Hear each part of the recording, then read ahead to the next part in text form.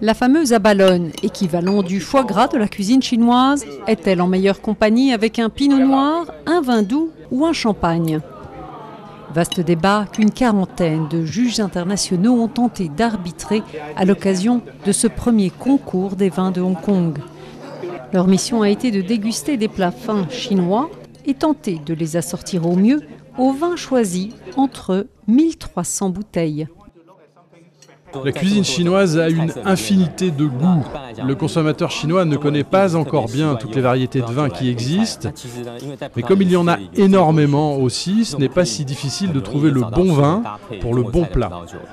L'originalité de ce concours, le premier du genre, est qu'il est délibérément conçu par et pour des palais asiatiques.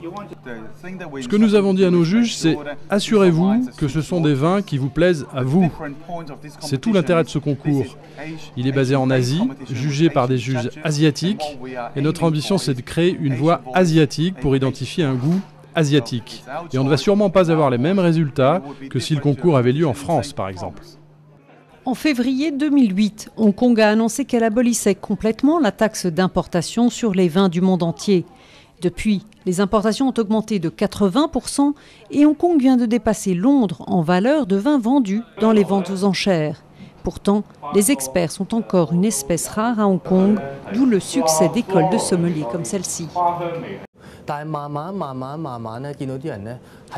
Petit à petit, on voit que le public est de plus en plus intéressé. La demande pour nos cours augmente chaque mois et nous pensons que le marché du vin à Hong Kong ne va faire que grossir. La seconde édition de la Foire des vins de Hong Kong a vu doubler son nombre d'exposants depuis l'an dernier. La consommation asiatique du vin continue de croître 4 fois plus vite que la moyenne mondiale.